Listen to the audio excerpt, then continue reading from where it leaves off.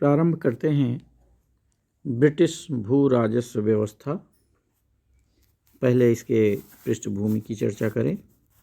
जो राजस्व व्यवस्था लागू की गई थी वो उसके पहले क्या व्यवस्था थी, थोड़ा सा उसके बारे में अपन को जानना चाहिए। सबसे मेन बात यही है कि उसके पहले की जो व्यवस्था थी स्वाभाविक रूप से मुगलों का शासन था। मुगलों की ही व्यवस्था लागू की गई थी और मुगलों में भी टोडरमल की जो व्यवस्था थी वह व्यवस्था मुगल अपने हिसाब से करते रहे। उसमें थोड़ा बहुत ही परिवर्तन करते रहे और लगभग सभी व्यवस्थाएं वही चलती रही थी। अंग्रेज़ों से पहले भारतीय गांव आत्मनिर्भर थे, लेकिन इसका यह मतलब नहीं था कि वे अलग हो गए हों देश से। ऐसा नहीं था। प्राचीन गांव समुदाय में खेती और दस्तकारी साथ साथ चलती थी। गांव के लोग आमतौर पर जितनी उपयोग की वस्तुएं थी, उपभोग की वस्तुएं थी, सब बना लेते थे, कर लेते थे। बहुत कम ही वस्तुएं या सेवाएं थी जो शहरों से मंगाते थे और जो उत्पादन होता था अधिकतर भाग लगान के रूप में दे देते थे। जो कुछ बचता था वही बेचा जाता था। डॉक्टर इरफान हबीब कहते हैं कि इन गांवों में आत्मनिर्भरता और मुद्रा व्यवस्था दोनों के लक्षण एक साथ मौजूद दिखाई देते हैं। ब्रिटिश शासन से पहले ऋण देने वाले के पास ऋणी के विरुद्ध कोई अधिकार नहीं था। अधिक से अधिक वह ऋणी से उसके उत्पादन का कुछ भाग ले सकता था। इस रूप में अगर देखा जाए तो भूमि का जो महत्व है अधिक था और भूमि उपभोग की वस्तु थी, विनिमय की नहीं थी। इस बारे में जो वसूलने के बारे में जहाँ तक बात है, राजस्व लेने के बारे में है, तो भूमि का मालिक जमींदार था और तो कुछ मामलों में किसान भी था। जमींदारों की भी 3 श्रेणियां थीं। एक श्रेणी के बड़े जमींदार थे जो राजा सरदार कहलाते थे। दूसरे जमींदार थे जो मध्यम श्रेणी की हम कहें, वह किसानों से राजस्व वसूल लेते थे और सरकार को दे देते थे। तीसरे जमींदार वह थे जिसे भूमि पर कुछ स्वामित्व मिला हुआ था, स्वामित्व का अधिकार था। इस तरह से 3 श्रेणियां दिखाई दे जाती हैं। इसी तरह किसानों की अगर बात करें तो किसानों में 2 तरह की श्रेणियां दिखाई देती हैं।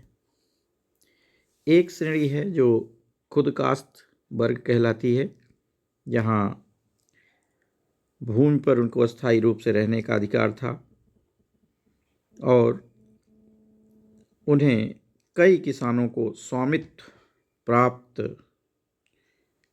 हुए थे। दूसरे पय काश्त वर्ग था किसानों का। इस वर्ग को भूमि जोतने का स्थायी अधिकार प्राप्त था, लेकिन उन्हें भूमि पर स्वामित्व या दखल संबंधी अधिकार नहीं दिया गया था। ऐसे जमींदार को उस जमींदारी में रहने वाले लोगों के ऊपर शासन करने का अधिकार भी था।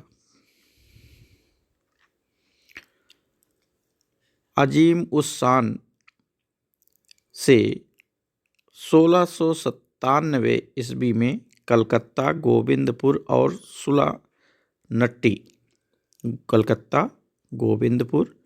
और सुलानट्टी के इलाके अंग्रेजों को मिले थे और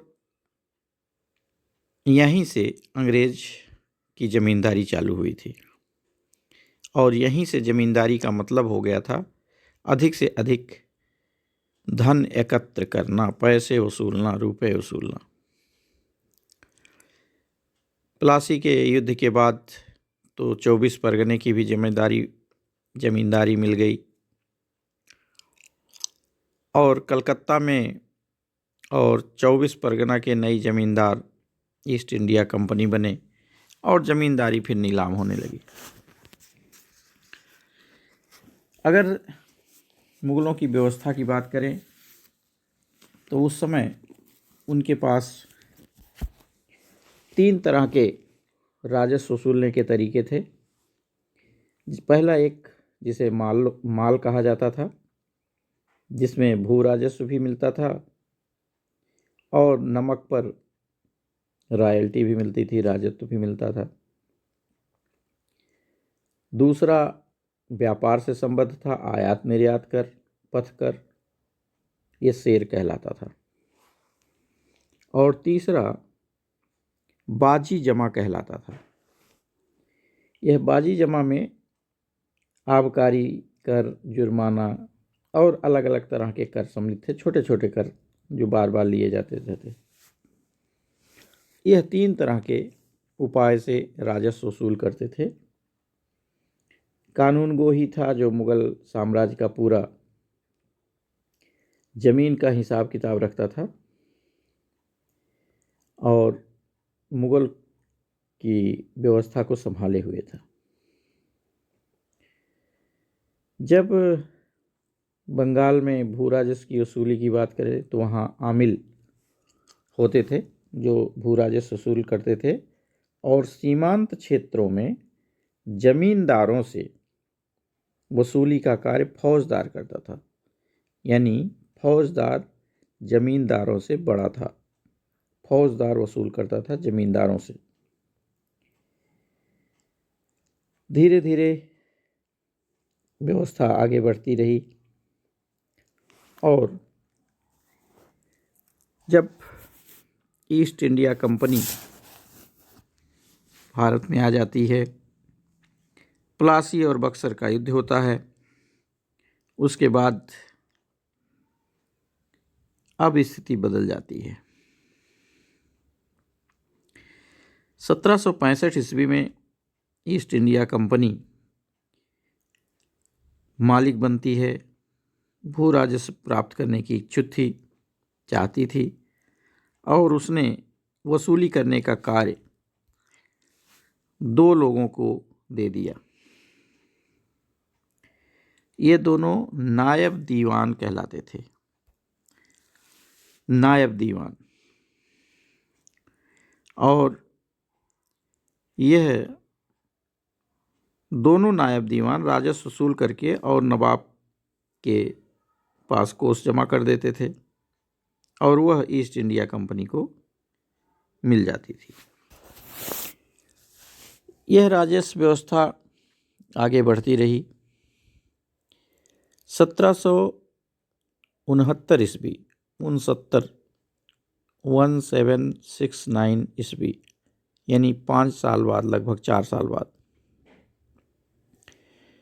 अब भू राजस्व की वसूली के निरीक्षण के लिए निरीक्षक की नियुक्ति की गई, लेकिन वे भी भ्रष्ट हो गए। अगली साल 1770 में परिषद बनाई गई, भू राजस्व नियंत्रण परिषद। एक कलकत्ता एक मुर्शिदाबाद में और दूसरा पटना में। 2 मुख्य रूप से इनके मुख्य आवास रखे गए जो परिषदें बनाई गई। मुर्शिदाबाद और पटना में इनके ऑफिस रखे गए। जो नायब दीवान थे, इनके ऊपर ये नियंत्रण रखे, उनको देख रेख करते रहें, कहीं ये घपला नहीं कर रहे हैं। और कलकत्ता में भू राजस्व नियंत्रण समिति स्थापित की गई। देखिए, परिषद और समिति दो है, ध्यान रखना है ऑब्जेक्टिव प्रश्न के लिए। कलकत्ता में भू राजस्व नियंत्रण समिति स्थापित है और मुर्शिदाबाद और पटना में भू राजस्व परिषदें स्थापित हैं। समिति कलकत्ता में है, परिषदें मुर्शिदाबाद और पटना में। अब यह समिति निरीक्षण करेगी परिषदों की, परिषद निरीक्षण करेंगे नायबों की, और ये नायब ही वसूल करेंगे राजस्व। तो सबसे छोटे हुए नायब, फिर उसके बाद परिषद, फिर उसके बाद समिति। 1772 ईस्वी में वारेन हेस्टिंग्स गवर्नर बनता है ईस्ट इंडिया कंपनी का। उसने जो दोनों नायब दीवान थे इनके पद को समाप्त कर दिया और जो जिले के निरीक्षक थे उन्हें यह काम सौंपा गया और कलेक्टर कहा गया। यहीं से ध्यान रखना है, कलेक्टरों का पद आ जाता है वारेन हेस्टिंग्स के समय से 1772 ईस्वी। अब ये निरीक्षण ही कलेक्टर हो गए। अब इनसे इनको वसूलना था राजस्व, तो इसके लिए भारत के कुछ दीवान नियुक्त किए गए। इनको जिम्मेदारी वही दी गई कि लगान वसूल करें, उसका रजिस्टर तैयार करें और उससे संबंधित दीवानी न्याय का काम करें। दूसरा, वारेन हेस्टिंग्स के समय यह हुआ कि सूबे का भू राजस्व प्रशासन गवर्नर और उसकी काउंसिल के हाथ में केंद्रित कर दिया गया, सीधा गवर्नर के हाथ में आ गया और इसके लिए राजस्व मंडल कहा जाने लगा इस काम के करने के लिए। अभी तक ध्यान रखेंगे क्या था, परिषदें, समिति और इनके माध्यम से काम करता था। अब कलेक्टर आ गया और राजस्व मंडल आ गया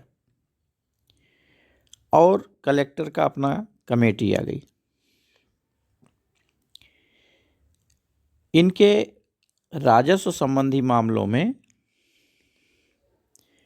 सहायता देने के लिए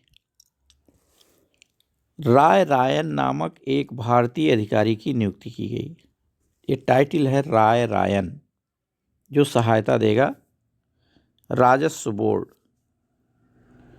यानी राजस्व बोर्ड कौन सा है, ध्यान रखेंगे, गवर्नर का। अब जो व्यवस्था चल रही थी उस व्यवस्था के स्थान पर यहाँ 5 वर्षीय समझौता प्रणाली लागू की गई, यानी जो अधिक बोली लगाएगा उसे 5 वर्ष के लिए लगान वसूली का काम सौंप दिया जाएगा। यह व्यवस्था बना दी गई। अब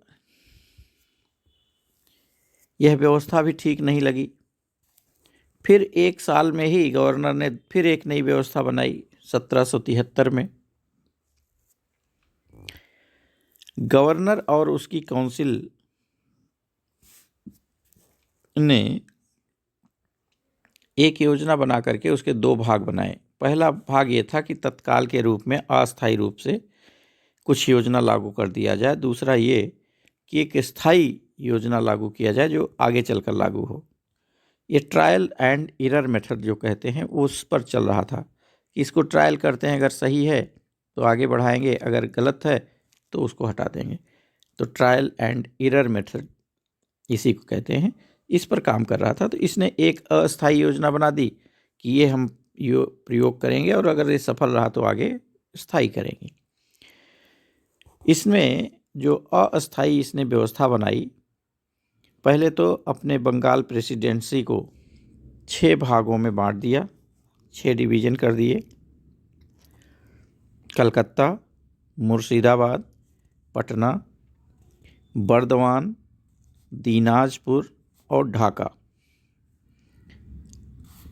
इसमें से 3 तो आप पहले से जानते थे, जो मैंने चर्चा की थी, कलकत्ता समिति की, मुर्शिदाबाद, पटना में स्थापित किया था परिषदें। और अब इन तीनों के अलावा 3 और जोड़ा गया। कौन से स्थान हैं? बर्दवान, दीनाजपुर और ढाका। ये 6 डिवीज़न बनाए गए अब। और इसमें एक प्रांतीय परिषद स्थापित की गई, जिसमें कंपनी के 5 बड़े अधिकारी शामिल हुए, जिसमें 2 गवर्नर की काउंसिल के सदस्य ही रहते थे और एक भारतीय अधिकारी बढ़ाया गया जो बताए। परिषद के लिए दीवान के रूप में ये भारतीय अधिकारी कार्य कर रहा था। अब इन्होंने, वारेन हेस्टिंग्स ने, कलेक्टरों को वापस बुला लिया और प्रांतीय परिषदों के मुख्य आवास पर तैनात कर इन परिषदों को सहायता देने के कहा गया। अब तक कलेक्टर वसूल करते थे, अब वसूल करने की जगह ये मुख्य आवास पे बैठेंगे और यहाँ परिषदों को सहायता देंगे। और कलेक्टर के स्थान पर भारतीय राजस्व अधिकारी नियुक्त किए गए, जिन्हें नायब कहा गया। ये जो नायब थे वह भू राजस्व वसूल करते थे और दीवानी अदालतों की अध्यक्षता भी करते थे। यह जो 5 वर्ष की इन्होंने प्रणाली लागू की थी, 72 में यह आया था। 5 वर्ष की प्रणाली 77 में समाप्त हो रही थी। अब कंपनी के संचालकों ने आदेश दिया कि काउंसिल द्वारा कोई अंतिम निर्णय लेने तक 1 वर्षीय प्रणाली लागू कर दी जाए।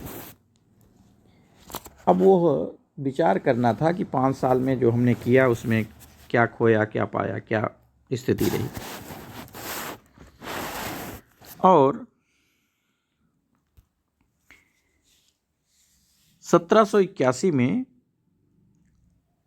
इसे स्थायी रूप में लागू किया गया। 77 में 1 वर्षीय लागू किया गया, 81 में फिर स्थायी कर दिया गया। ध्यान रखेंगे, 72 से 77 पंचवर्षीय योजना, फिर 1 वर्षीय योजना, फिर स्थायी रूप में योजना। इस योजना के अनुसार जो एक अब स्थायी कर रहे हैं कि जो प्रांतीय परिषदें थी उनको भी हटा दिया। फिर दोबारा इन्होंने कलेक्टरों को केंद्र में बुला लिया और जिले का जो भू राजस्व प्रशासन था नायबों के पास रहने दिया, जो पहले से काम कर रहे थे नायब, उन्हीं नायबों को फिर से रहने दिया गया। अब जिले के भू राजस्व प्रशासन नायबों के पास लिया, लेकिन कुछ जिले में कलेक्टरों की नियुक्ति की गई, जैसे रंगपुर, चित्रा, भागलपुर। रंगपुर, चित्रा, भागलपुर 3 जगह कलेक्टर की नियुक्ति की गई, बाकी जगह पर नायब की नियुक्ति की गई। और केंद्र में 4 सदस्यों की एक राजस्व समिति की नियुक्ति की गई। राजस्व समिति बनाई गई जिसमें कंपनी के सर्वोच्च अधिकारी रखे गए। राय रायन पहले की तरह ही रहा। भारतीय अधिकारी दीवान कहलाता वह काम कर रहा था और जो समिति के सदस्य थे, राजस्व समिति,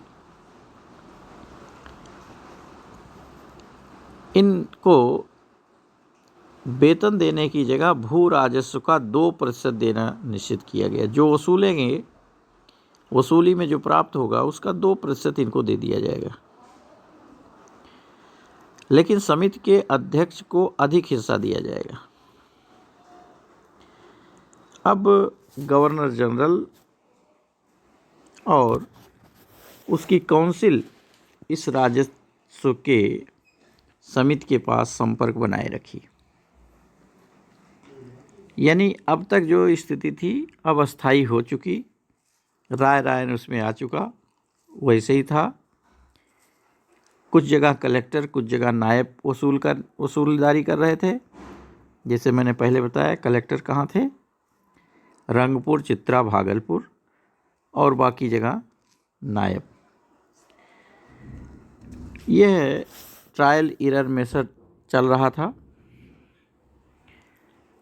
राजस्व मंडल की स्थापना, कलेक्टर पद के सृजन, भू राजस्व के क्षेत्र में जो भी काम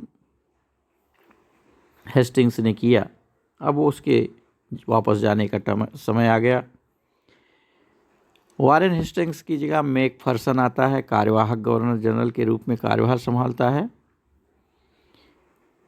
इसके समय में कलेक्टरों को फिर से जिलों में भेज दिया गया और जिलों को गठन करके उनकी संख्या घटा करके 35 कर दी गई। 35 जिले बनाए गए और 1781 में गठित राजस्व समिति का पुनर्गठन करके उसे राजस्व मंडल नाम दे दिया गया। जो समिति थी अब उसे मंडल नाम से संबोधित करने लगे, राजस्व समिति से राजस्व मंडल। गवर्नर जनरल की काउंसिल के एक सदस्य को इसका अध्यक्ष और सदस्य बनाया गया और 1786 में एक और पद सृजित किया गया, एक नया पद बनाया गया। उसका नाम दिया गया मुख्य सिरिस्तेदार। मुख्य सिरिस्तेदार का पद दिया गया। यह कानून गो से भू राजस्व के अभिलेख और सूचनाओं को एकत्रित करने का काम करता था। ये कानून गो से ऊपर का काम करता था, उनसे लेकर के सिरिस्तेदार काम करता था, सिरिस्तेदार। तो आज बस इतना ही। अगले वीडियो में हम इसके बारे में और आगे देखेंगे क्या स्थिति बनती है। तो ये प्रारंभिक हमने स्थितियों की चर्चा की। जो पहले की स्थिति थी स्थायी बंदोबस्त से पहले, और यह कहें कि अंग्रेज़ों के आने से पहले और अंग्रेज़ों के आते ही जो व्यवस्था लागू की गई थी उसकी चर्चा अभी तक की। आज इतना ही करेंगे, अगले वीडियो में आगे देखेंगे। फिलहाल तब तक के लिए यहीं रोकते हैं। धन्यवाद। Thank you.